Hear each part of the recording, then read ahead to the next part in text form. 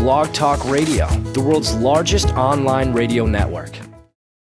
Is it possible to read a person's thoughts? Can we implant thoughts also? Is there evidence of the existence of God? Does USGS records show increases in earthquakes due to nuclear testing? Author Jose Collazo says yes, and he has the proof in his 3 books titled America's New Slavery, fMRI Technology, America's New Slavery Behind the Scenes and Update, God Does Exist, No More Nuclear Testing, and much more.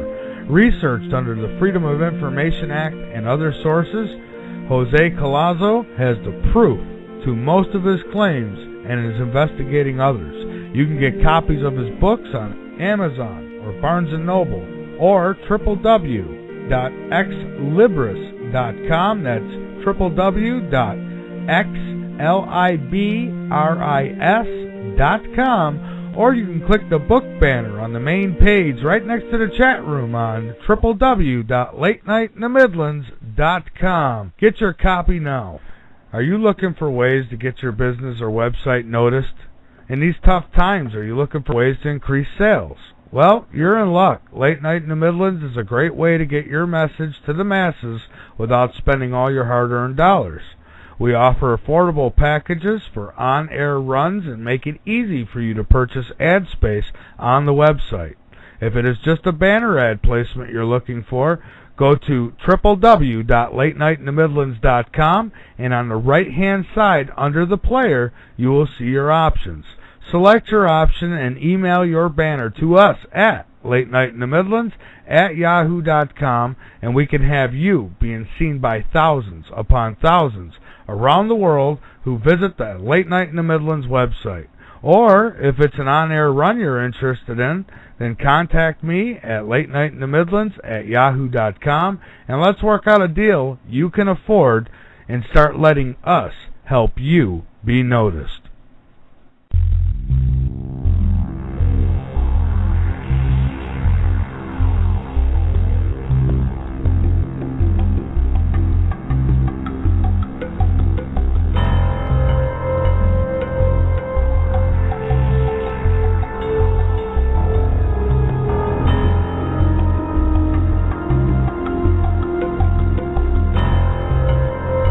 You are listening to Mysterious Realms Radio with Dr. John DeSalvo. You can call in with your questions at 858-683-1309. This number is also posted at our radio website, which is drjohnradio.com. At this site, you can see our upcoming guest schedule, information about our guests, and download past programs for free. Now back to Mysterious Realms with Dr. John.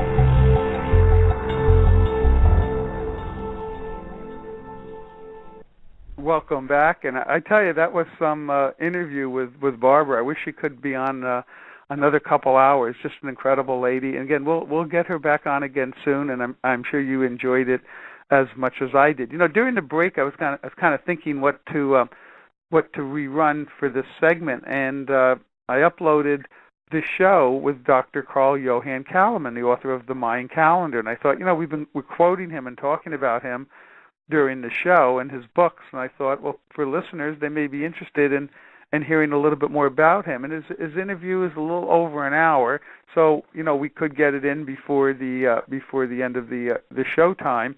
And I think you'll find it fascinating. His is one of the first books that I read. I also, since I probably won't be able to do the credits, I just want to briefly thank Glenn Kennedy and Michael Vera for making the show possible, and our announcer Fred Kohler, and Derek Audette and ClassicalIndia.com for permission to use their music.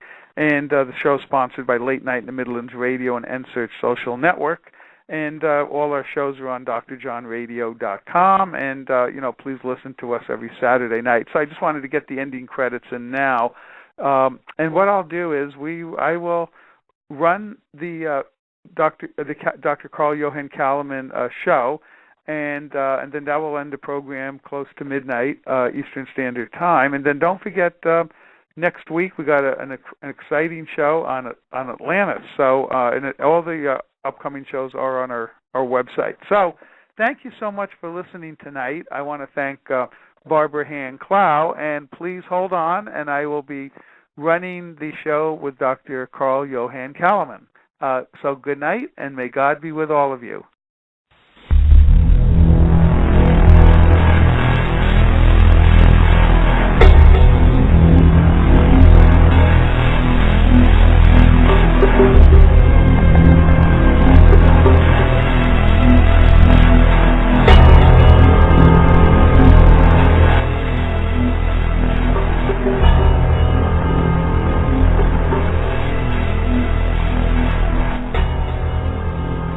You're about to enter Mysterious Realms Radio with Dr. John DeSalvo. Prepare to open your mind for an exciting adventure into the unknown, the unexplained, and the mysterious.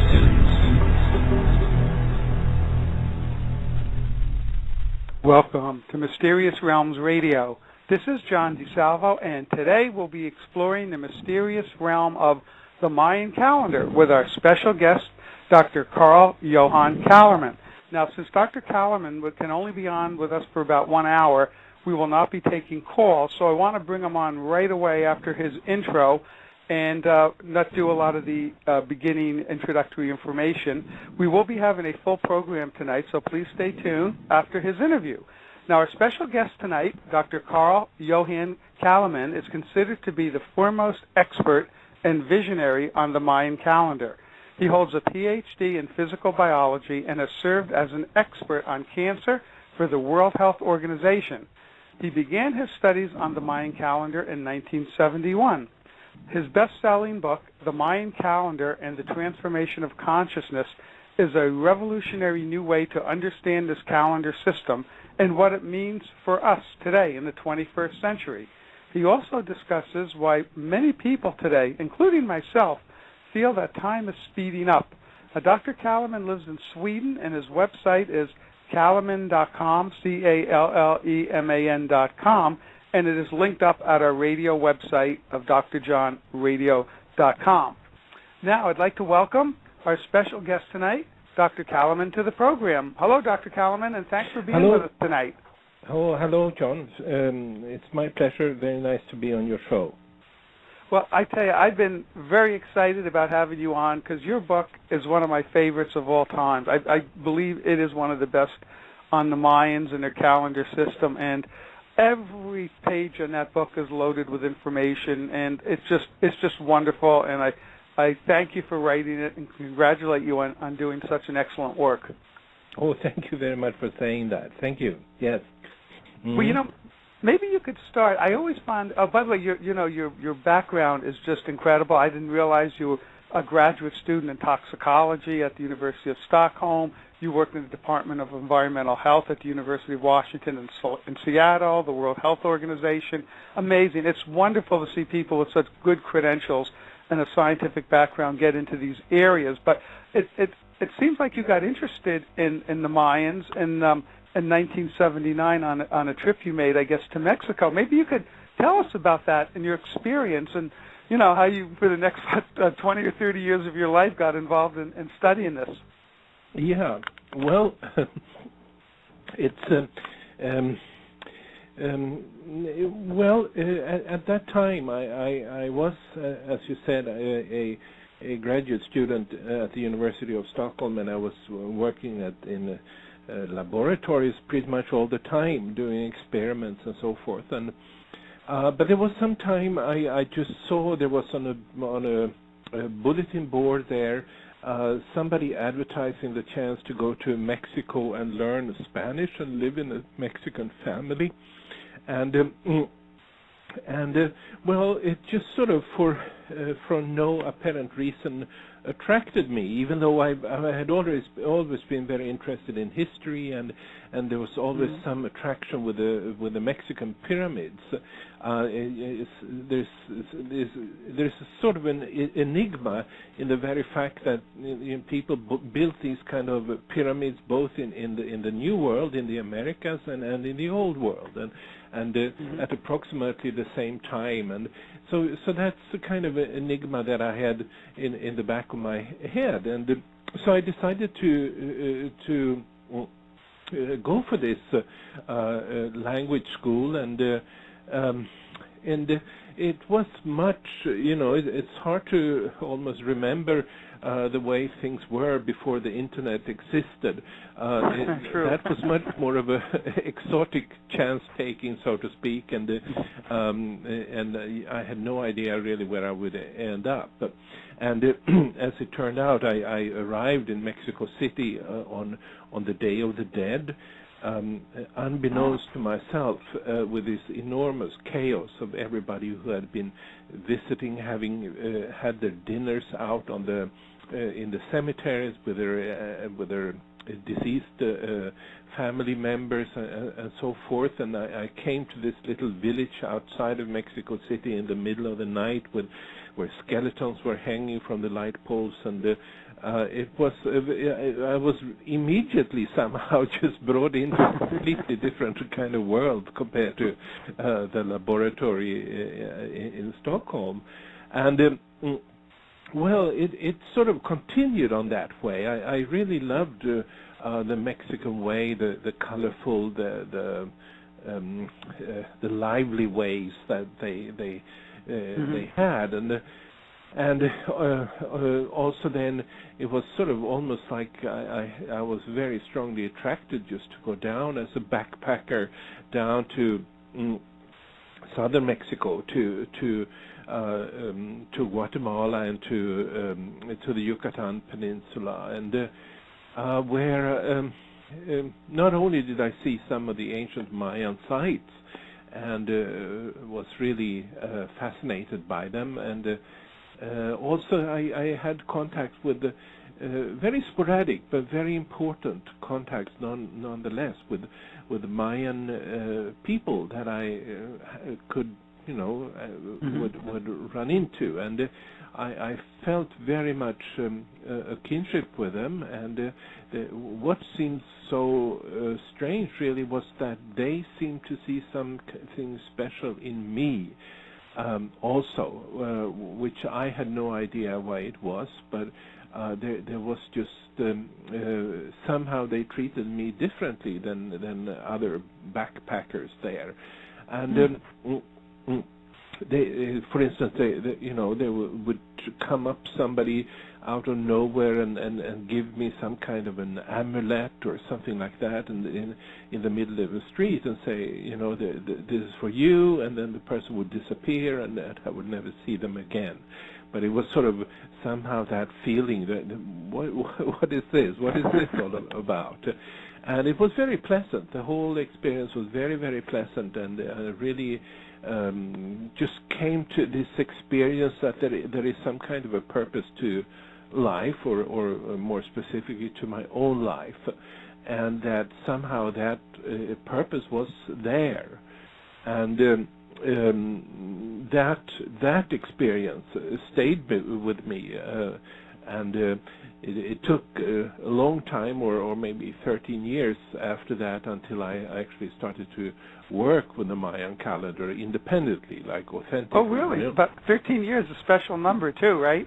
Yes, it turned out to be that way, and it turns out that many of my many things in my life actually follow these kind of numbers, and it's not like I plan it that way. It's just turns out that way, and I only see it in retrospect. But yes, that is true.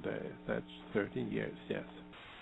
Maybe the people, when you went there, the shamans, and they sensed you had a special mission to bring this information to the world, and that's why maybe you were accepted. Did you feel any kind of spiritual or psychic, non-physical feelings being there around the monuments and temples and pyramids?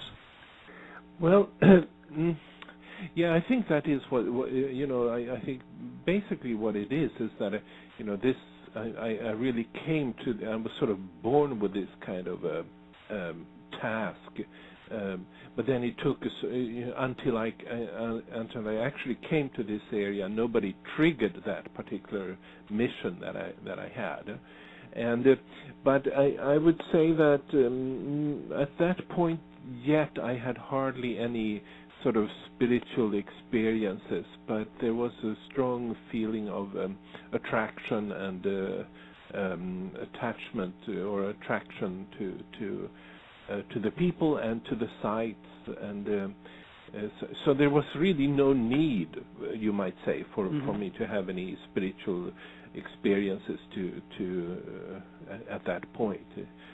Sure. Maybe later, though. Yeah, I was just curious because I know, like, when people have visited the pyramids, the Great Pyramid, and other places, some may have a mystical experience and some may not. Sometimes the people you expect to have it don't, and people that you least expect to have it, have that experience. So, it's not something you can guess. I know one of the most interesting aspects of your work is the calendar system, because the whole concept of our time speeding up. Maybe could you, I know it's real hard on a radio without any visuals and limited time, but kind of briefly describe the 3 calendar systems that were in use in the Mayan civilization? Yeah, well, I should say, if we're talking about the ancient Maya, and this is about 1,000 years ago, or starting around the time of Christ, and then about 1,000 years more, very, very roughly spoken. They had a very complicated calendar system with tracking many different cycles, and so it's hard to say that they had 3 calendars or that they had 10 calendars or 20 calendars. They had a number of different ones. What I studied that quite early on, even when I was first time in Mexico, and later I came to the realization that these various calendars have correspond to shifts in the world, in the history of the world. And then I decided simply to extract the particular calendars that was of interest for that. In other words, those that were of interest for us who live today, in order to understand our own evolution. And that also meant sort of a choice, that there were certain calendars that I decided I'm not going to focus on these because they seem to have very little to tell us about our particular evolution. Sure. But then instead I focused on the 9 waves, the 9, sometimes I use the Aztec word of underworlds, but there are 9 calendrical cycles that each proceed in 13 steps. And the reason being that as I continue to study these, I found that this is indisputably linked to shifts in the way the human beings have lived their life, and to significance not only events but the way that people have looked upon the world and created in the world, and so forth. And those 9 waves, as I prefer to call them today, 9 waves that are, each is a wave of 13 steps, 13 time periods, which can be subdivided then, so that there are 7 of those that are like peaks in the wave, or periods of light in the wave, when things move forward in human history. And then they alternate with periods that are you might call valleys, or nights, dark periods, where the history basically rests and prepares for the next peak in the wave. History is not a linear process as we really know from our experience.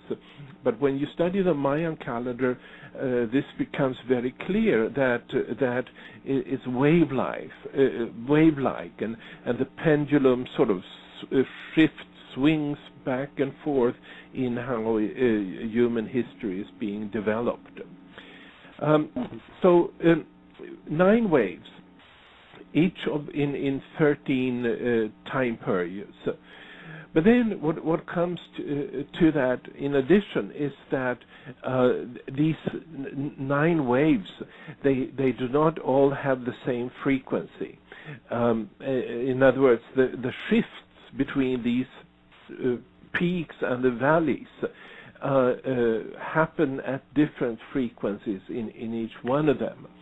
And when you look at a Mayan pyramid, some of the most famous ones of them at least, they are built in 9 levels and 9 terraces, you might say, where each terrace becomes smaller than the one it stands upon.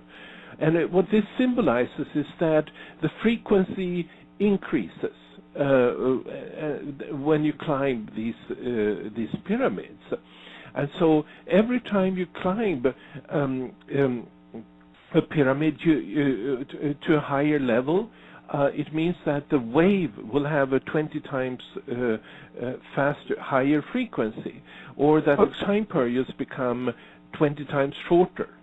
So the way of looking at it is, if you had like a stick divided into those segments, we normally look at linear things, all of them equal. But what you're saying is you go like from one segment to the next, it's a 20-time increment, and then a 20 times to the next one. So yeah, it seems like is that correct? Is that correct way of looking at it? Yes, that is correct. And the result is that whenever one of these new waves on top of the lower wave, so to speak, is activated, a wave with a 20 times higher frequency is activated, and we who are sort of being influenced by these waves, we think that there is a 20 times speed up in the time.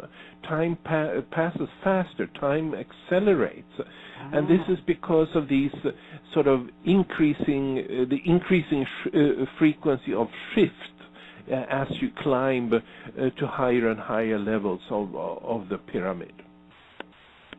You know what I just realized too?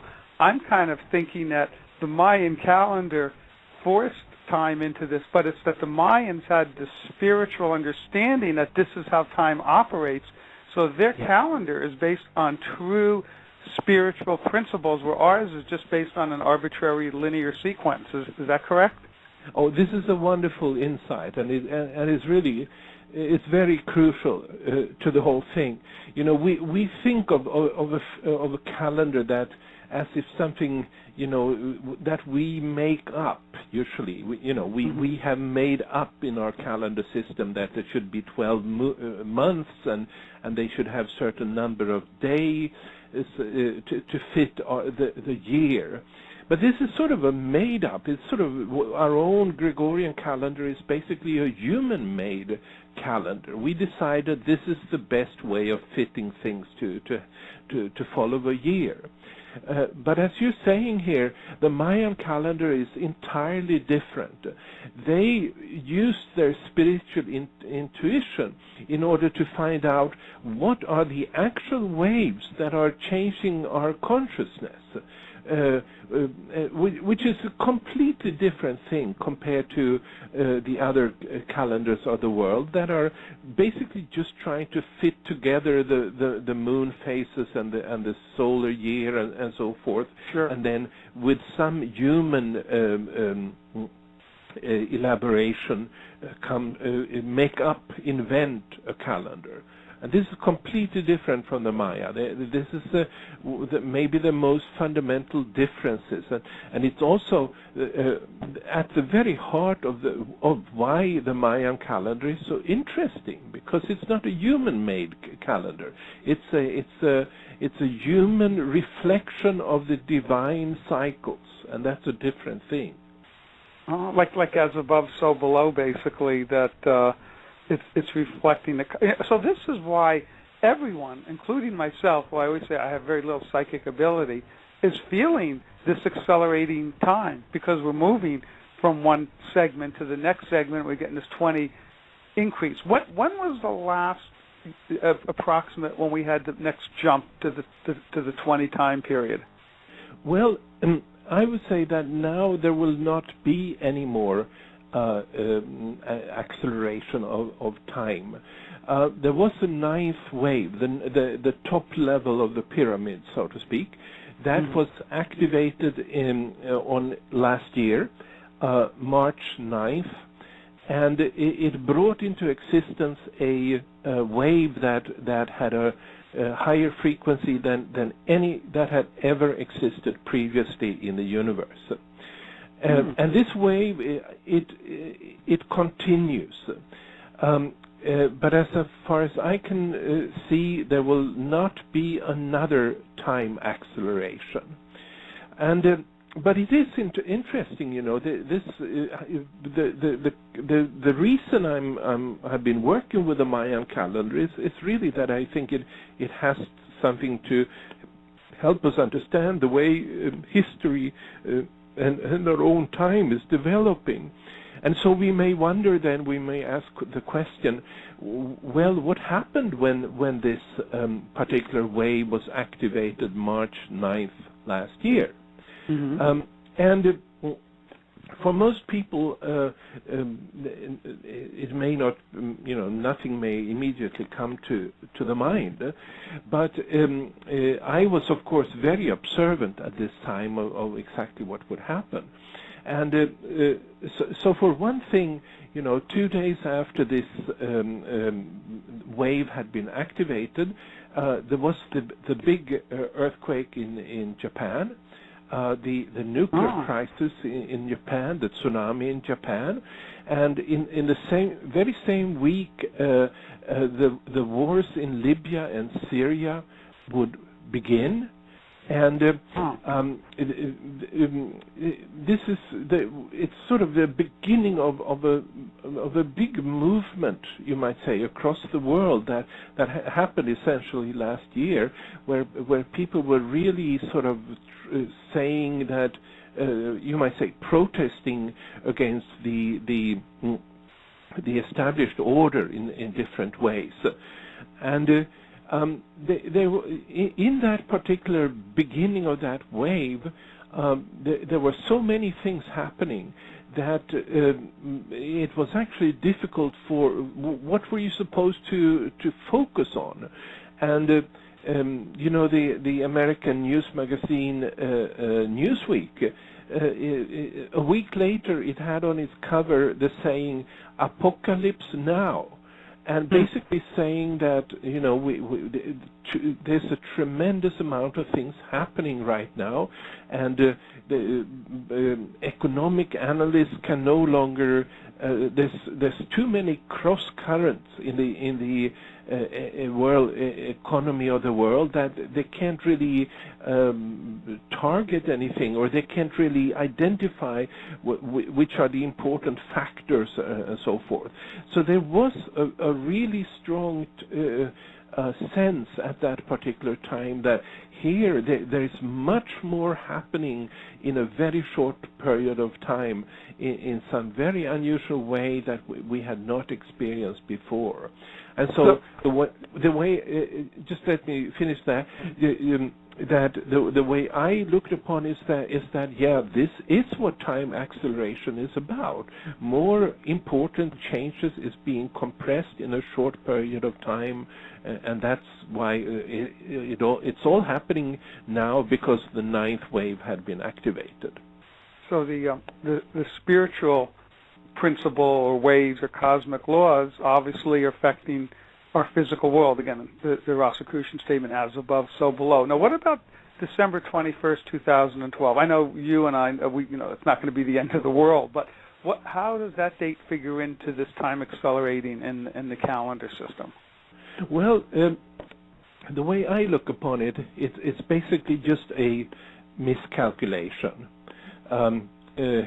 So I don't expect any kind of inherent change happening of that. I don't, on my own part, expect any energetic shift to happen on that particular day. Now, on the other hand, this is a day that, this is what's come across to people, sometimes with a negative connotation, but there's also a lot of people that have some kind of a positive connotation to it. And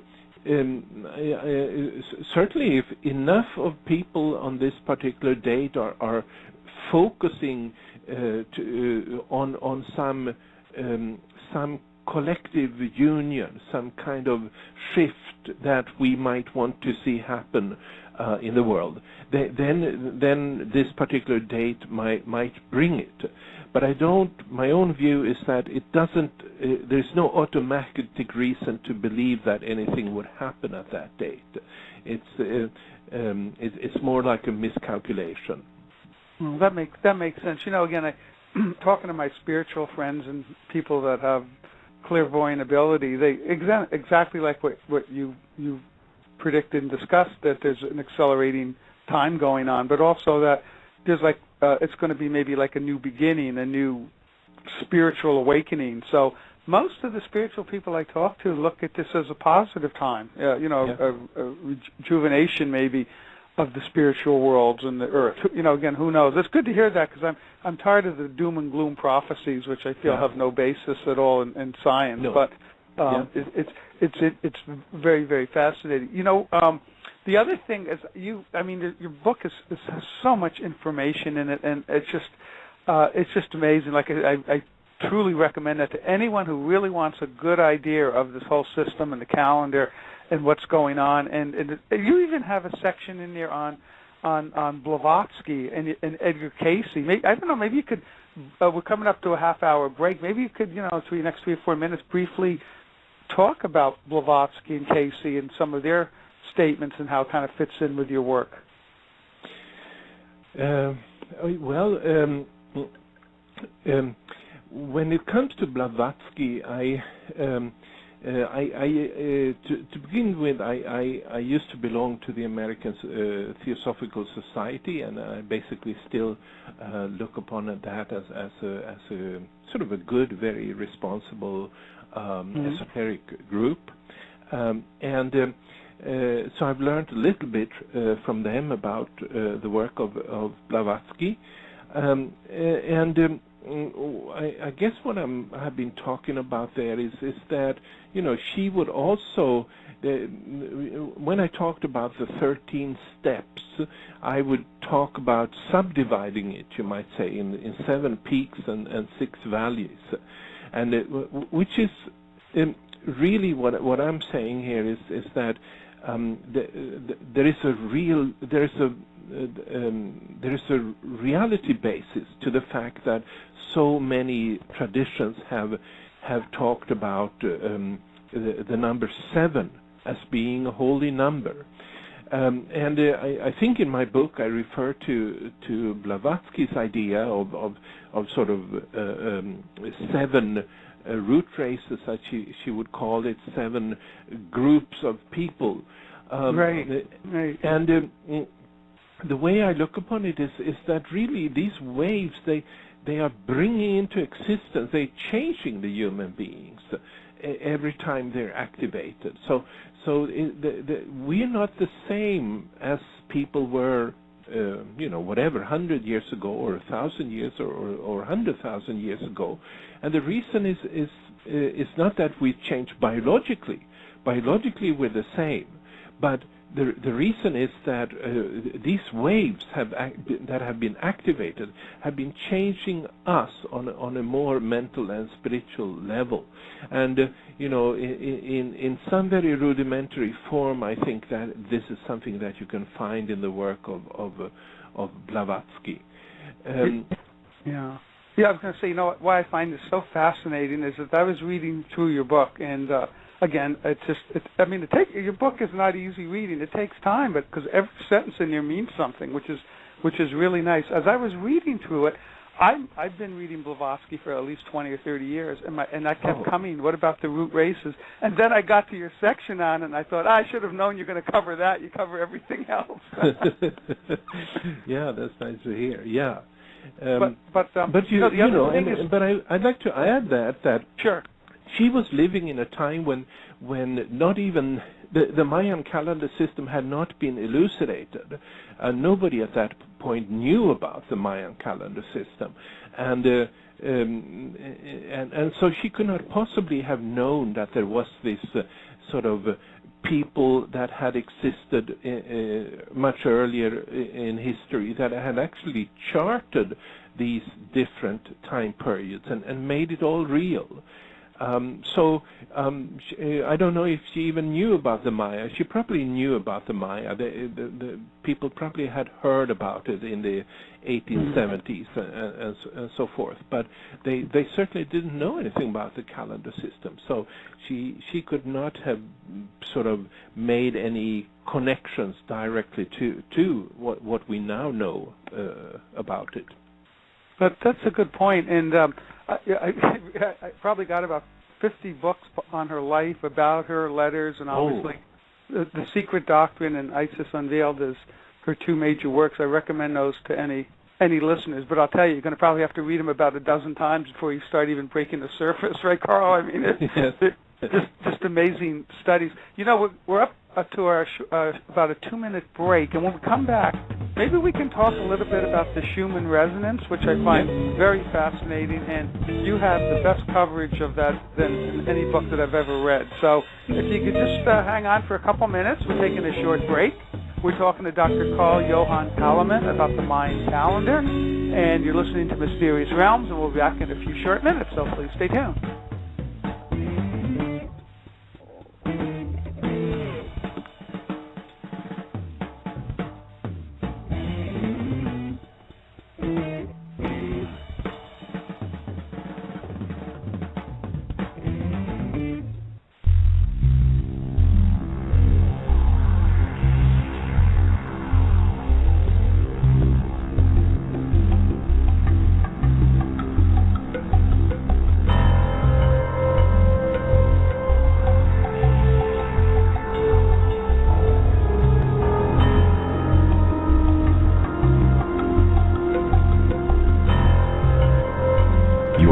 Mysterious Realms Radio with Dr. John DeSalvo. You can call in with your questions at 858-683-1309. This number is also posted at our radio website, which is drjohnradio.com. At this site, you can see our upcoming guest schedule, information about our guests, and download past programs for free. Now back to Mysterious Realms with Dr. John.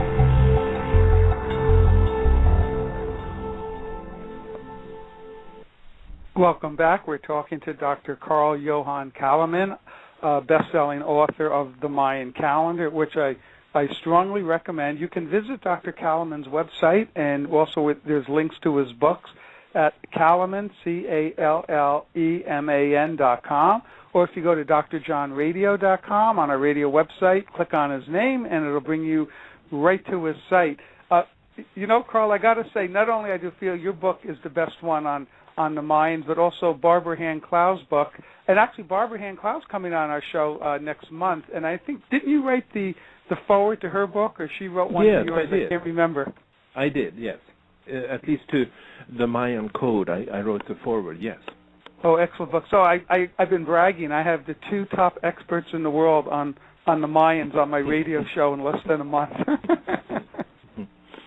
But maybe we can talk a little bit about the Schumann resonance, because that's something, as a biophysicist, have really fascinated me. Maybe you could explain what it is and how it ties in with your work. Again, fascinating area.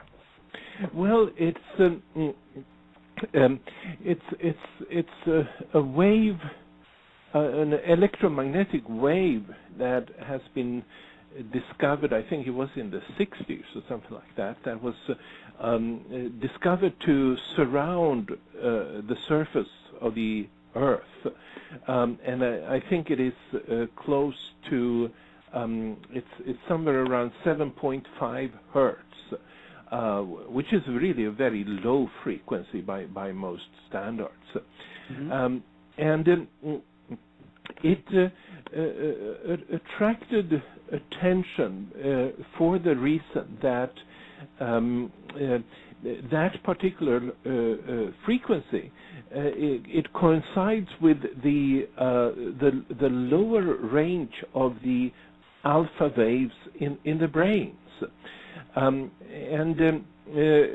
Meaning that the suggestion was made not by myself originally, but by some other people, that maybe the reason our brains, when we are in the resting state, that their dominating wave will be this so-called alpha wave, the wave of a relaxation, or the state of relaxation, I should say, for the very reason that at that state we were in resonance with the wave of the Earth, this electromagnetic wave of the Earth. And this particular wave was named from a German scientist by the name of Schumann, who first discovered it. And what I might have added to this is to put it in somewhat of a bigger context, so that I have seen that not only this particular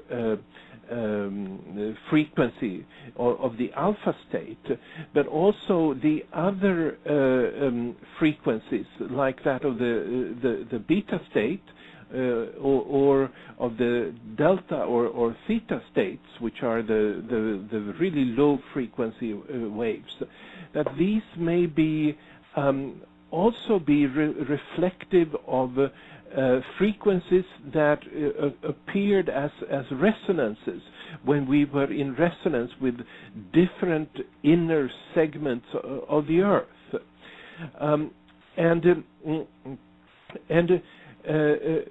meaning that this is kind of an interesting thing, because it implies that our thinking may occur very much as a resonance phenomenon with the Earth, and our thinking is not really, as many people would think. It's not something that just happens inside of our heads. Thinking, mental activities in general, are actually resonance phenomena with the Earth. But then, as you know, when in a 24-day cycle, we go through different states, different states of consciousness, like resting and sleeping, and sometimes we're very analytically, mentally sharp, and that's when we are up in the beta state of the mind, and what I then came to suggest was simply that over the 24-hour period, we are going through periods of being in resonance with the outer space, and then coming back also to the inner core of the Earth, which corresponds to 13 hertz. Which is the beta frequency of the mind, which is a frequency that our brains are in when we are doing sort of sharp, analytical, crystal clear thinking, you might say. And the funny thing about it is that the inner core of the Earth which would then also have a 13 hertz frequency, is believed today to be a kind of a crystal, have a crystalline structure like made up from iron and nickel. And so that sort of makes sense then. If when we are crystal clear, when we're analytical and sharp, then we're in resonance with the crystal of the earth. On the other hand, when we are sleeping, then we're not resonance with anything solid or structured like that. Then our minds goes out in the atmosphere basically to be in resonance with those parts of the Earth system, and there all kinds of the structured thinking basically disappears. So this is my take on this particular thing, and I think the point to drive home is really that we are often deluding ourselves if we think that the thinking only goes on in our heads. Instead, I would say thinking is about being in resonance with the planet, and that's what creates our thinking. You know, I love the figure you give in your book showing the different cores of the Earth and the Van Allen belts and how it's related to the different wave states.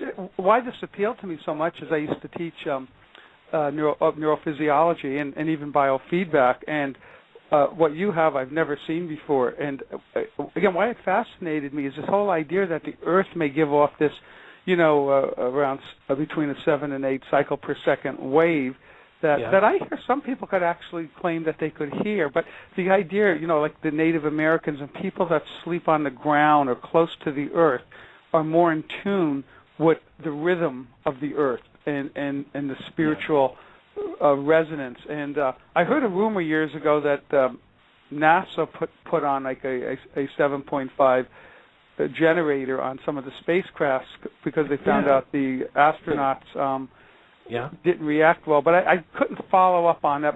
That has been really denied. So that may be, I don't know if you know if that was true or not. I couldn't find any evidence to support that. Yeah, I've also heard that rumor, and it's the kind of thing that I don't know whether it's actually the case or not. Yeah, I tried checking through like my contacts at JPL and NASA, and according to that, it just was made up. But it doesn't matter. But again, that you're just pulling this together and tying it in with the Mayan calendar and the brainwaves. It's a very comprehensive way of looking at it, and I think you're really onto something in terms of the significance of what's happening in this year or this next century. So yes. What is what's kind of the next step that you're really going to look into? Because at this point, you've made some incredible discoveries, relationships, analogies. Are you looking for some kind of overall method or some kind of overall enlightenment or something that will pull all our spiritual knowledge together? I know it's a big question, but well, at this point I'm writing a new book, and it's getting to be almost ready, and it's going to be called The Evolution of the Mind, and it will deal with many other aspects that I haven't covered before, and it really will. The idea is really to tie together the mind with the Mayan calendar. That what we talked about here, I think is just a beginning of that, and now I'm doing this in a very solid way. Now, when it comes to this with enlightenment, I mean that's more. I don't really look upon that as coming out of any intellectual activities like what I'm engaging in now.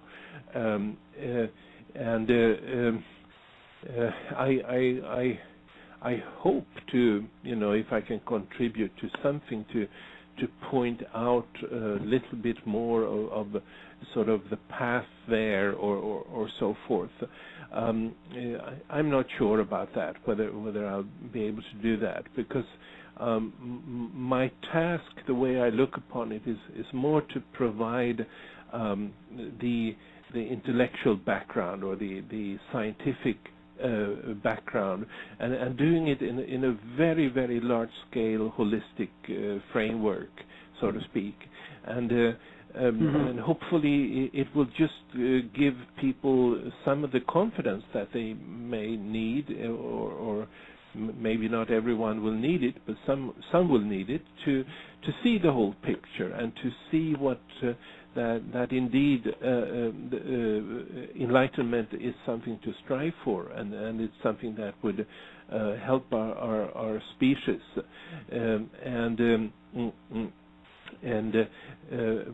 but it's that by itself, that particular path, I think is sort of non-intellectual in nature, and something that people will have to find themselves, and certainly a critical thing is really to decide that this is something they want, and so forth. But in that regard, I'm just looking as much as everybody else, I would say. Well, this is I think that would be an admirable thing to do. Again, as a physicist, we're always looking at trying to find a unified field theory to put everything, in one equation and one explanation. And I guess that's the goal of humanity: enlightenment, the spiritual oneness, understanding how everything fits together. A thought just came to me, and I don't remember reading this in your book. Again, there's so many things. I mean, it's hard to remember. I think you even mentioned the Lord of the Rings, if I'm not mistaken, and Harry Potter at one part in your book. But ley lines. People have always asked me about ley lines with the pyramids and Stoneheads. Any ley line studies done with the Mexican pyramids and temples? I think I have seen that. I mean, I cannot imagine that it has not been done.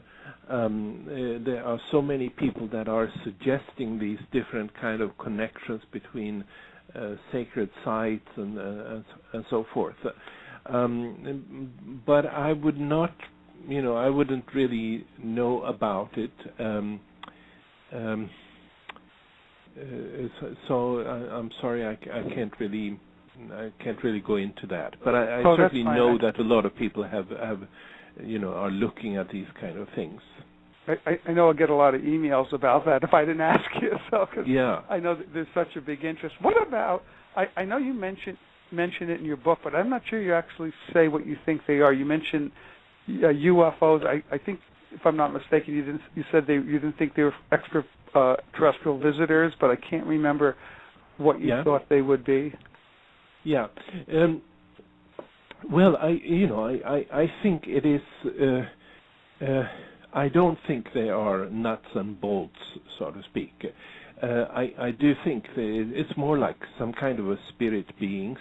This is something I'm actually devoting quite a lot to in my coming book, because I just touched upon it before, and I think there's something that human beings may experience if there is a dimensional shift in our minds, and so they exist, as far as I can understand, as waveforms, but I don't think they exist in the same physical sense as the rest of the world.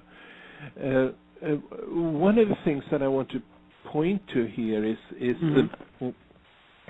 there's been this alien abduction phenomenon that's been talked about for at least 20 years, and an interesting thing is the study that's made by Dr. Strassman, who works with a DMT, this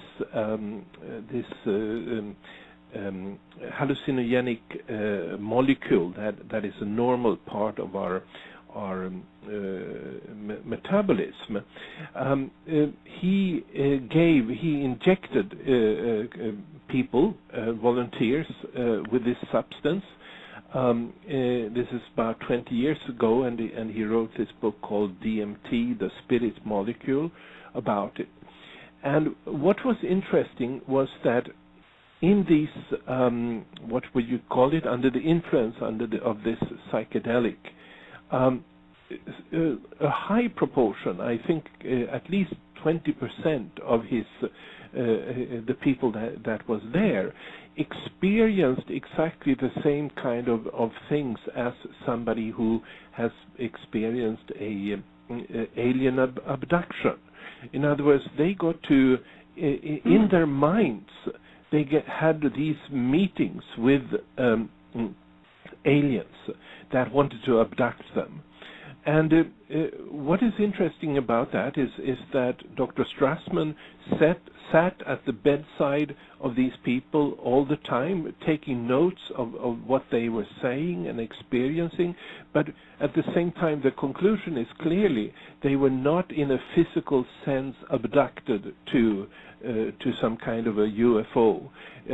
But they had the experience of having been that. So my and of course that's his hypothesis himself, that the experience was caused by this dimensional shift that this particular hallucinogen created in these people. But at the same time, and yes, it seems they have some kind of a reality in that dimension, but they did not have a reality in the normal physical dimension that we're living in.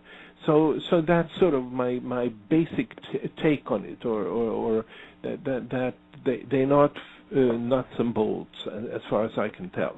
So you're not basically saying it's a hallucination, but that it's opening up like a kind of maybe another dimension or kind of spiritual realm that they're either accessing through their being or. You know, you should just let me say that I don't want to say that it's a hallucination in the sense of delusion.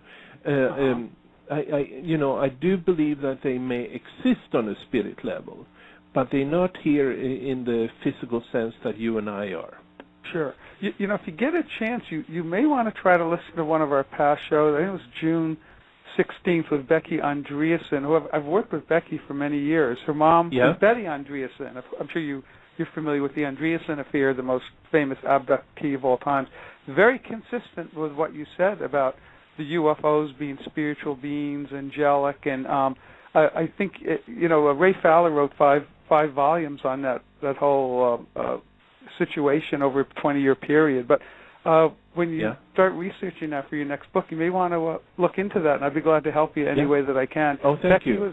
Becky is just an amazing person in terms of this whole area. And now, maybe you could help me with one question. This is what bothered me studying Mesoamerica. I know originally everyone thought the Mayans and were like peaceful shamans and farmers, and then when they started really understanding the glyphs, they realized they were very warlike people, the human sacrifices and bloodletting.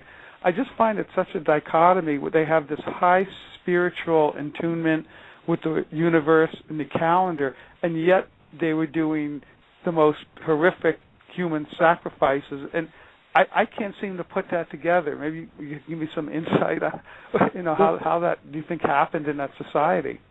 Well, personally, I've never thought of the Maya as angels,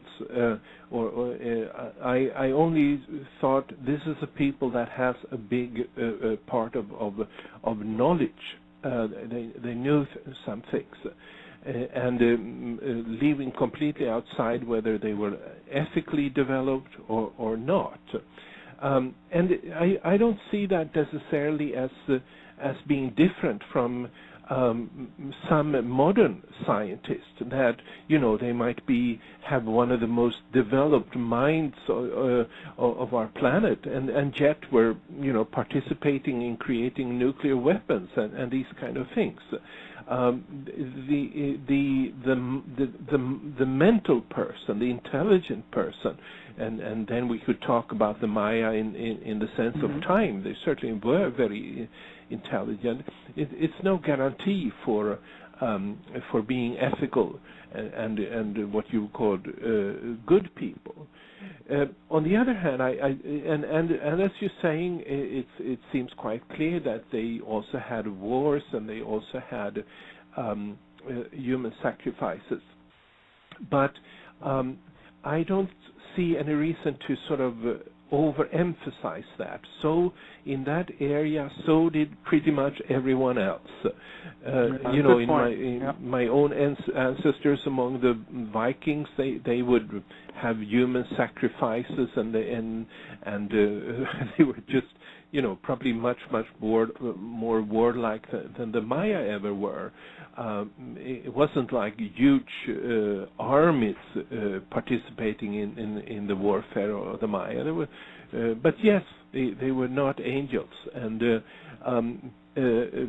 having said that, as I said again, I don't see any reason to think of them as being either worse or better than any other people of this planet, ethically speaking, but they had a knowledge about time that was outstanding compared to most others.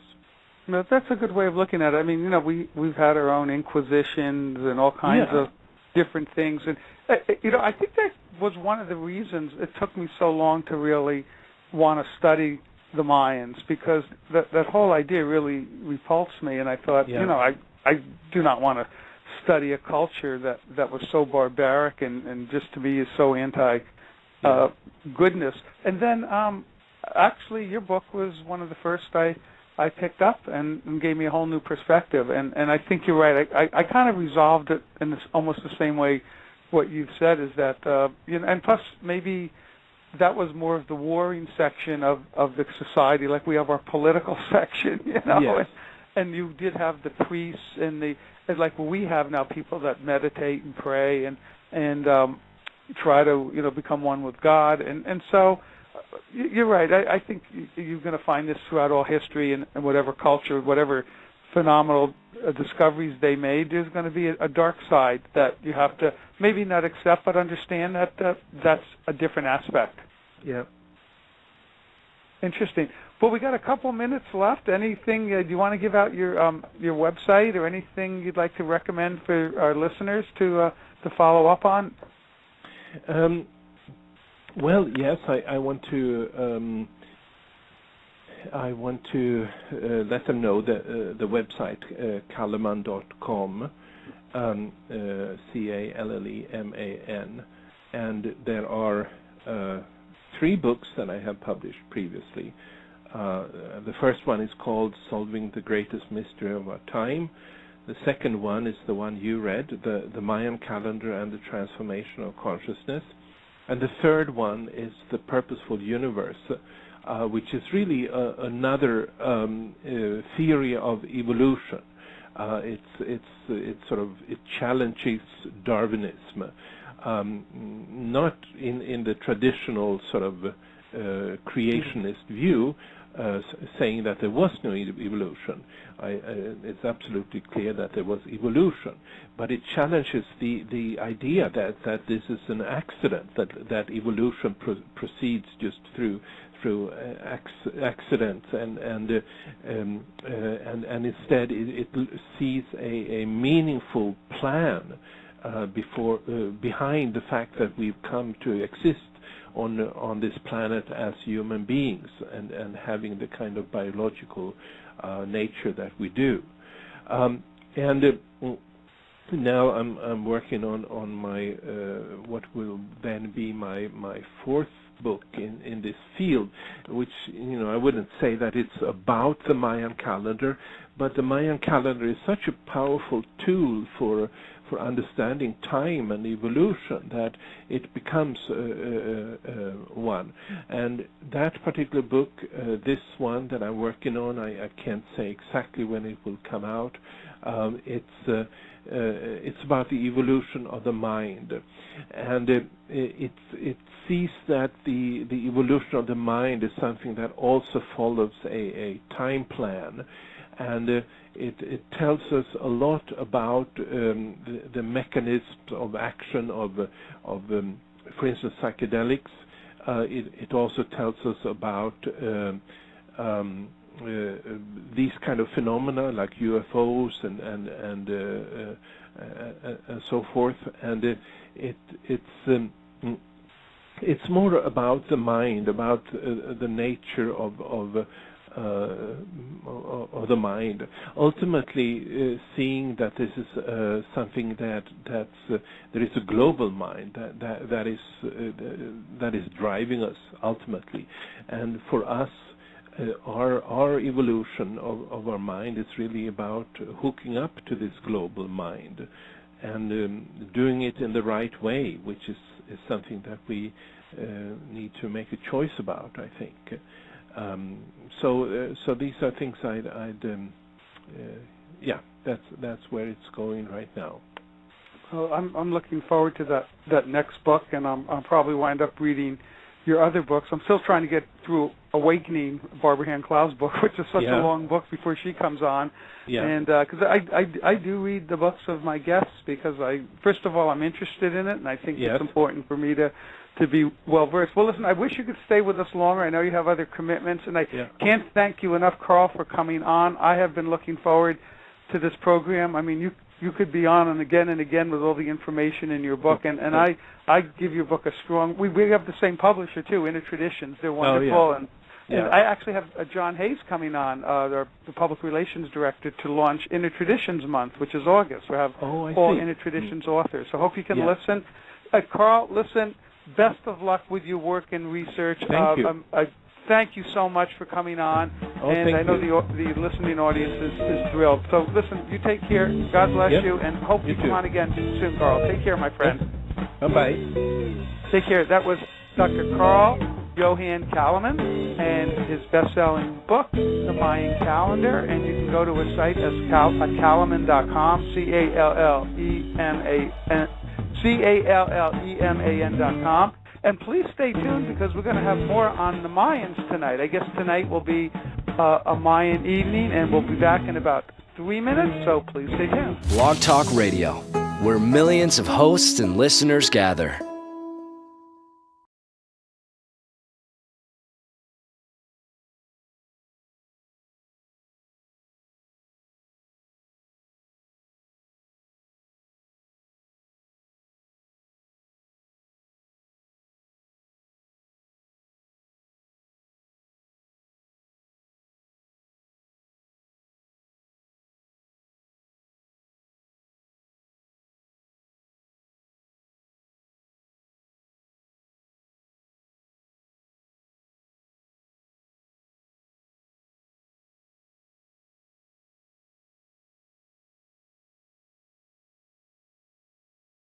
Will run the Dr. Carl Johan Kalaman show, and then that will end the program close to midnight Eastern Standard Time. And then don't forget, next week we got an exciting show on Atlantis. So all the upcoming shows are on our website. So thank you so much for listening tonight. I want to thank Barbara Hand Clow, and please hold on, and I will be running the show with Dr. Carl Johan Kalaman. So good night, and may God be with all of you.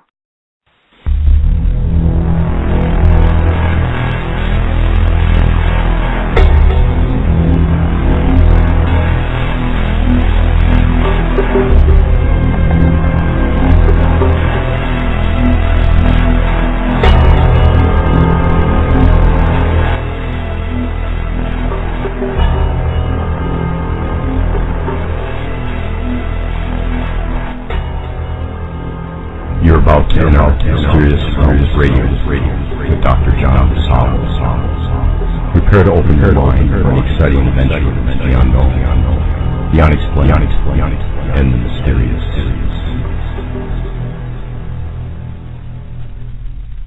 Welcome to Mysterious Realms Radio. This is John DeSalvo, and today we'll be exploring the mysterious realm of the Mayan calendar with our special guest, Dr. Carl Johan Kalaman. Now, since Dr. Kalaman can only be on with us for about 1 hour, we will not be taking calls, so I want to bring him on right away after his intro and not do a lot of the beginning introductory information. We will be having a full program tonight, so please stay tuned after his interview. Now, our special guest tonight, Dr. Carl Johan Kalaman, is considered to be the foremost expert and visionary on the Mayan calendar. He holds a Ph.D. in physical biology and has served as an expert on cancer for the World Health Organization. He began his studies on the Mayan calendar in 1971. His best-selling book, The Mayan Calendar and the Transformation... Blog Talk Radio, the world's largest online radio network. Is it possible to read a person's thoughts? Can we implant thoughts also? Is there evidence of the existence of God? Does USGS records show increases in earthquakes due to nuclear testing? Author Jose Collazo says yes, and he has the proof in his 3 books titled America's New Slavery, fMRI Technology, America's New Slavery Behind the Scenes and Update, God Does Exist, No More Nuclear Testing, and much more. Researched under the Freedom of Information Act and other sources, Jose Collazo has the proof to most of his claims and is investigating others. You can get copies of his books on Amazon or Barnes & Noble or www.xlibris.com. That's www.xlibris.com. Or you can click the book banner on the main page right next to the chat room on www.latenightinthe.midlands.com. Get your copy now.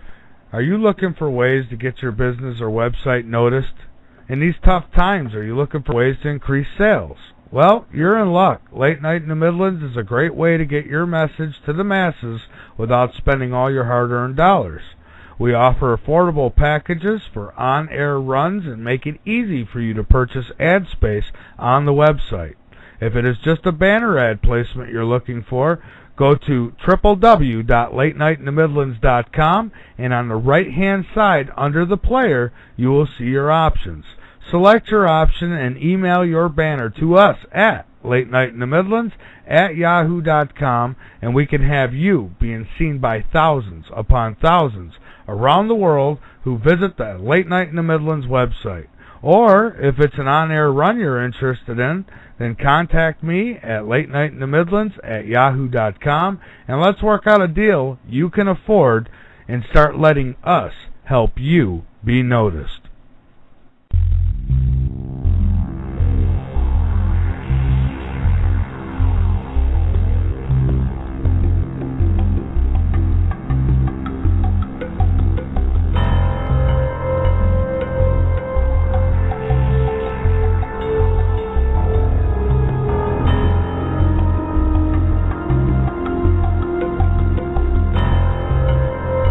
You are listening to Mysterious Realms Radio with Dr. John DeSalvo. You can call in with your questions at 858-683-1309. This number is also posted at our radio website, which is drjohnradio.com. At this site, you can see our upcoming guest schedule, information about our guests, and download past programs for free. Now back to Mysterious Realms with Dr. John.